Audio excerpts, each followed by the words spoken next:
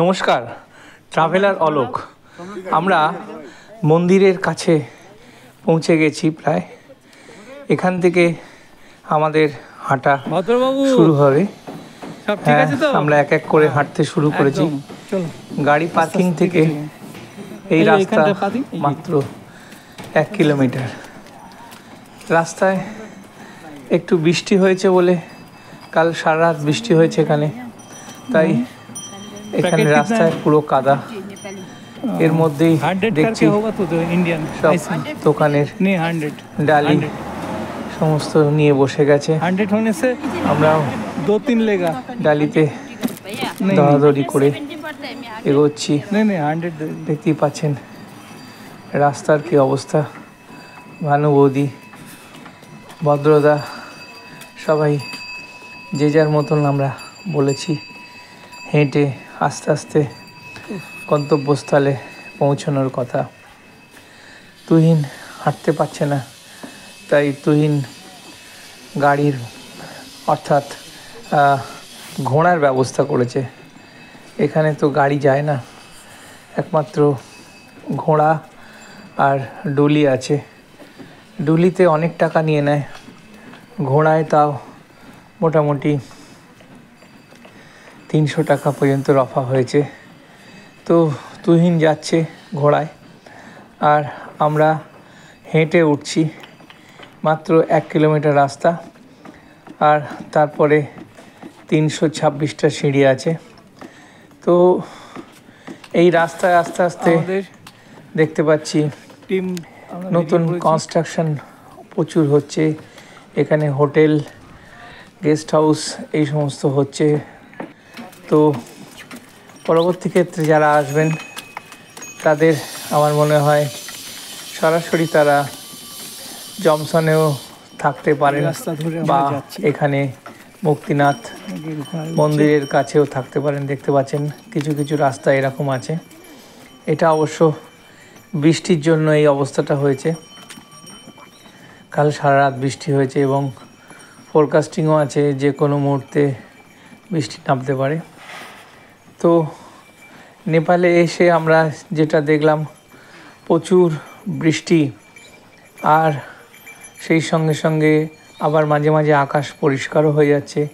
আমরা ঠিক মেঘের ওপর দিয়ে যাচ্ছি মুক্তিনাথ মন্দিরের দর্শন করার জন্য। তো রাস্তায় যা পাচ্ছি সেটা আপনাদের তুলে ধরার চেষ্টা করছি। যে দেখতে পাচ্ছেন কত ভালো ভালো হোটেল এখানে হয়ে গেছে মুক্তিনাথে, আবার কিছু আন্ডার কনস্ট্রাকশনও আছে। তার মানে আগামী কয়েক বছরের মধ্যে মুক্তিনাথের এই স্থানের জায়গা, অর্থাৎ যে ভৌগোলিক অবস্থান এবং নানা রকম হোটেল এবং সুবিধা এখানে হয়ে যাবে। তখন সরাসরি হেলিকপ্টারও আসতে পারে। আবার আর পোখরা থেকে যে ছোট চার্টার ফ্লাইটগুলো আছে যেগুলো জমসন হয়ে আসছে, সেই জমসন হয়েও ওখান থেকে আসতে পারেন। তো আমরা কিন্তু জমসন থেকেই ছিলাম, জমসনে আবার ফিরে যাব। আর এসছি মন্দির দর্শনে। আমাদের যে আসল উদ্দেশ্য বাবা মুক্তিনাথের দর্শন পাওয়া, এবং সেই জন্য আমরা এগিয়ে চলেছি মুক্তিনাথের দর্শনের। রাস্তাটা খুব একটা কঠিন না, কিন্তু রাতভর বৃষ্টির জন্য একটু কাদা হয়ে গেছে। আমাদের টিম মেম্বাররা সব এক এক করে আসছে। আমাদের আগেই বলেছি এবার আমরা 11 জন আছি। 11 জনের মধ্যে আমি, আমার ওয়াইফ মনু, ছেলে অনিমেষ, আছে স্বপনদা, তৃপ্তি বৌদি, আর আছে আনন্দ বসাক, আনন্দদা, ভানু বৌদি আর বিদ্যুৎ ভদ্র। এবারে আমাদের সঙ্গে নতুন অতিথি তুহিন দাস আর ওর ফ্যামিলি, সীমা আর মেয়ে ডোনা। এই হচ্ছে আমাদের টোটাল 11 জনের টিম। আমরা আগেই বলেছি যে একটা আমরা গাড়ি নিয়ে নিয়েছিলাম বীরগঞ্জ থেকে, টেম্পো ট্রাভেলার 13 সিটের। সেই গাড়িতে করে আমরা পুরো নেপাল দর্শন করার চেষ্টা করছি। তো আজকে আমাদের টার্গেট হচ্ছে মুক্তিনাথ, যেটা এই ট্যুরের মেন উদ্দেশ্য ছিল আমাদের মুক্তিনাথ দর্শন। তো সেই মুক্তিনাথের পথে আমরা বেরিয়ে পড়েছি। দেখতে পাচ্ছেন আমরা মেঘতলায়, আমরা উপরে। এটার একটা ভৌগোলিক অবস্থান আপনাদের জানিয়ে দিই। 3880 মিটার উচ্চতা, যেটা প্রায় 12,380 ফুটের মতন উচ্চতা। আর এই উচ্চতাতেই ভগবান বিষ্ণু স্বয়ং এখানে বিরাজ করেন। তো ভারতবর্ষের যে কটা জায়গায় আছেন, যেমন বদ্রীনাথ বা আরও অন্য অন্য জায়গায়, সেই উচ্চতম শৃঙ্গের মধ্যে নেপালের এই মুক্তিনাথ একটা অন্যতম, যেখানে বিষ্ণু ভগবানের অবস্থান। আর সবথেকে বড় কথা হচ্ছে যে শালিগ্রাম শিলা, সেই শালিগ্রাম শিলা কিন্তু এখানে এই কালীগণ্ডকী নদীতেই পাওয়া যায়। জানি না আর পৃথিবীর অন্য কোনো জায়গায় পাওয়া যায় কি না, কিন্তু আমি যতটুকু শুনেছি বা জেনেছি তাতে জানতে পেরেছি গণ্ডকী নদীরতেই শালিগ্রাম শিলা। আমরা উপস্থিত হয়েছি একদম মন্দির গেটের কাছে। এবার শুরু হবে সিঁড়ি। আমরা আগেই ইনফরমেশন নিয়েছিলাম যে এখানে 326টা মতন সিঁড়ি আছে। তো হেলিকপ্টারে আসলেও কিন্তু ওই কয়েকটা সিঁড়ি করতে হয়, কারণ হেলিকপ্টারটা একটু ওপরে ওই যে ডান দিকে রয়েছে। আমি দেখাবো এই যে রাস্তাগুলো, সিঁড়িগুলো কিন্তু খুব সুন্দর, কোনো ধাপ উঁচু নিচু নেই, খুব সুন্দর সিঁড়ি। আর এই মনোরম দৃশ্য দেখতে পাচ্ছেন, এখানে কিছু আপেল গাছও আছে। তো আমি বলবো মুক্তিনাথ দর্শনের সঙ্গে সঙ্গে আমরা যে প্রাকৃতিক নৈসর্গ, সেই প্রাকৃতিক নৈসর্গ দেখতে পেয়েছি। এই যে একটা হেলিকপ্টার অবতরণ করছে, এই হেলিপ্যাডটা এই সামনেই রয়েছে। এই আমাদের ওঠার যে সিঁড়ি, এই যে নামতে দেখতে পাচ্ছেন, এই নামার সিঁড়ির কাছেই এই যে হেলিপ্যাডটা, এই হেলিপ্যাডে হেলিকপ্টার আসা যাওয়া করছে। প্রচুর আছে হেলিকপ্টার, দেখছি ঘন ঘন, একেবারে 5-7 মিনিট অন্তর অন্তর হেলিকপ্টারের অবতরণ হচ্ছে। আমরা যেহেতু প্রাকৃতিক সৌন্দর্য এবং মুক্তিনাথ দর্শনের যে মিনিমাম কষ্ট, সেইটুকু ভোগ করার জন্য কিন্তু আমরা পায়ে হেঁটে আসার উদ্যোগ নিয়েছি। এবং এখানে দেখুন সুন্দর বসার ব্যবস্থাও আছে। অনেক সাধু সন্ন্যাসী, ইভেন আমাদের গঙ্গাসাগর থেকেও এই সাধুরা এসে এখানে বসেন। তারা, এটা তো বছরের মাত্র 6 মাস খোলা থাকে, তাই ওরাও সেইভাবে হিসাব করে মোটামুটি এখানে এসছে। আনন্দদা বসে আছে, ভদ্রদাও ঠিক আছে তো বসে আছে, রেস্ট নিচ্ছে। ওনারা যে এসছেন এত কষ্ট করে, আস্তে আস্তে ভগবানের অশেষ করুণা। আমাদের মনু, সেও তার কোমর, পা, নানা রকম প্রবলেম, তা সত্ত্বেও সে যে আসতে পেরেছে, এই জন্য আমি ভগবানের কাছে অশেষ করুণা প্রার্থী।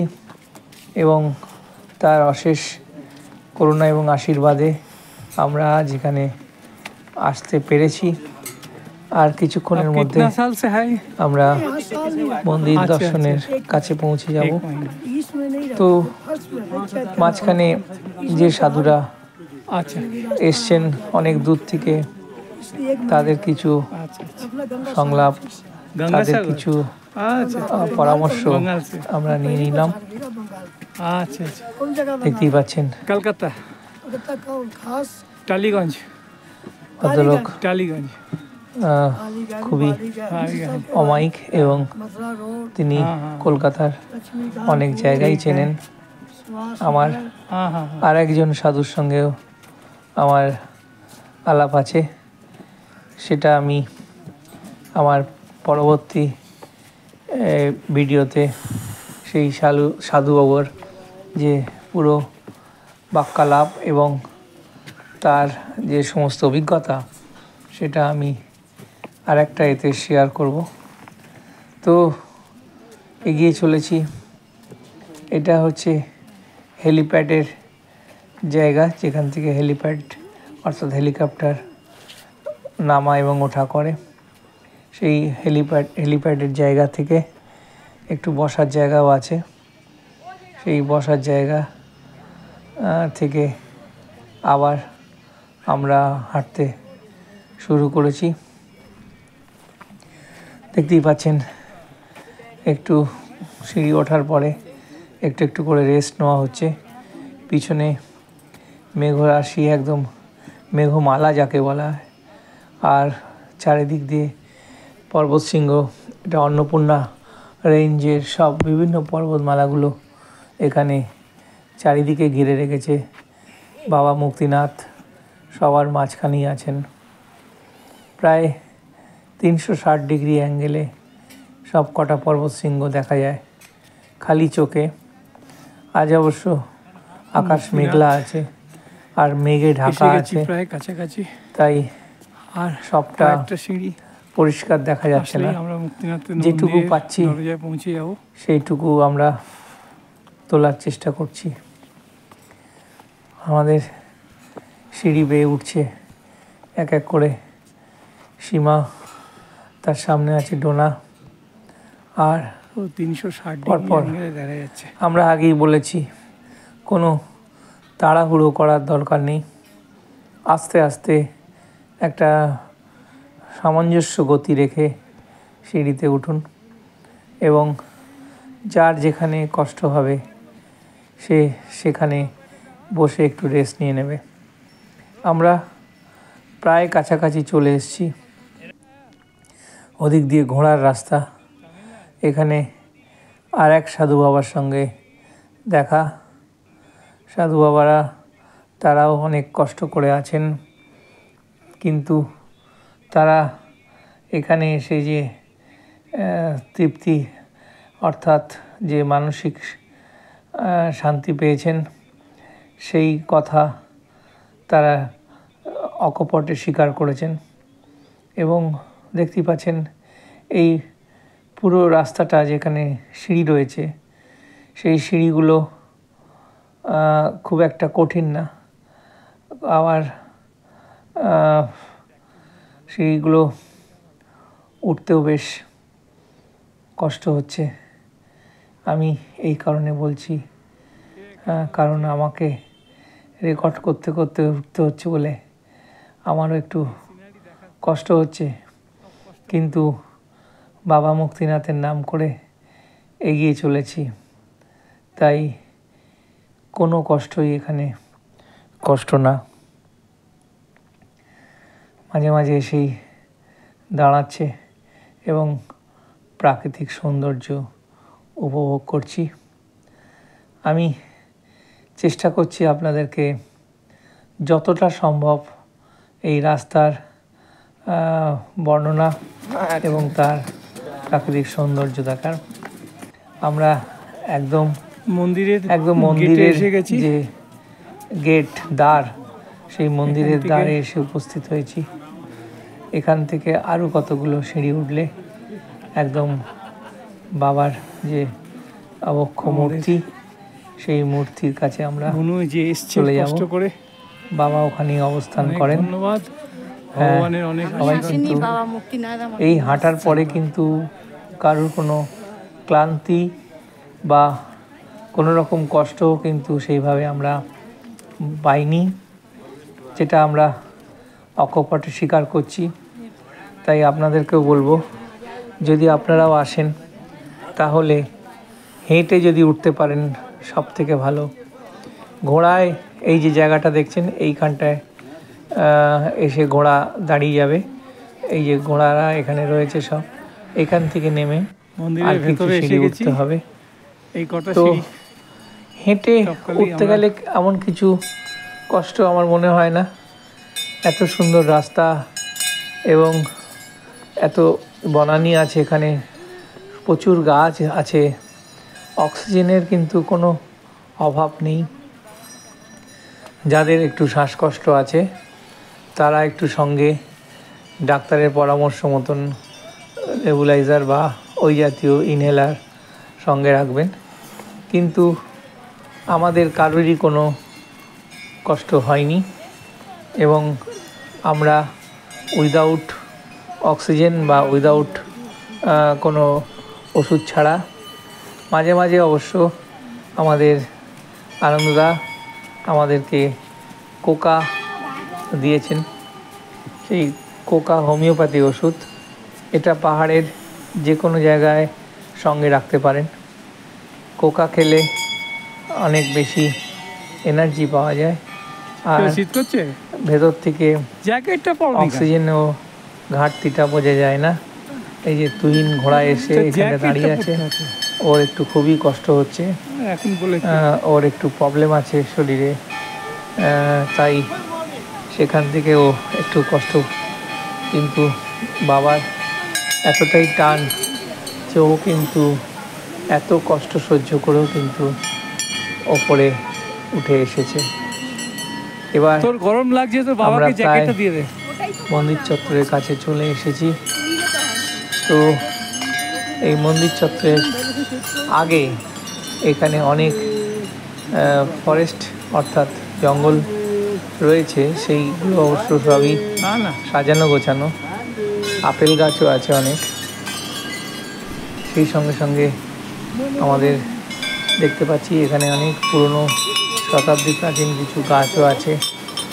আর তার সঙ্গে সুন্দরভাবে ন্যাচারালভাবে এই মন্দিরের রাস্তা, এই রাস্তাটা অবশ্য করে দিয়েছেন। আমরা অবশেষে মন্দিরের সামনে এসে উপস্থিত হয়েছি। আমি কিন্তু আগেও বলেছি, এখনও বলছি, আমি কোনো মন্দিরের ভেতরের ছবি তুলি না, বা এখানে রেস্ট্রিক্টেডও আছে, ছবি তোলা যায় না। তাই মন্দিরের বাইরে দাঁড়িয়ে আমরা সবাই 11 জন মোটামুটি আছি। আর এই যে দুটো কুণ্ড দেখছেন, এই দুটো কুণ্ডতে করলে অনেক স্নান করলে নাকি যত পাপ, সেই পাপ মুক্ত হয়ে যায়। আর মুক্তিনাথের আরেকটা যে কাহিনী আছে, সেই গল্প, যে মুক্তিনাথে দর্শন করলে সমস্ত রকম মুক্তি প্রাপ্তি হয়, অর্থাৎ মানব জীবনের যত কষ্ট, যত রকম যন্ত্রণা জ্বালা, সেই ভগবান শ্রী বিষ্ণু তিনি ক্ষমা করে দেন এই কুণ্ড দুটোতে চান করলে। তো এই সঙ্গে আবার 108টা কুণ্ডু আছে। সেই 108টা কুণ্ডু, যেটা গোমুখ কুণ্ডু বলা হয়, সেই 108টা কুণ্ডুতেও আমরা স্নান করেছি। তো যেহেতু এটা কুণ্ডের একদম স্থল, এখানে ছেলে মেয়ে নির্বিশেষে সবাই যার যার মতনভাবে স্নান করছেন। তো আমরা এখান থেকে আজ এই পর্যন্ত। ভালো থাকবেন, সুস্থ থাকবেন। ট্রাভেলার অলোক আবার কোনো নতুন ভিডিও নিয়ে উপস্থিত হবে।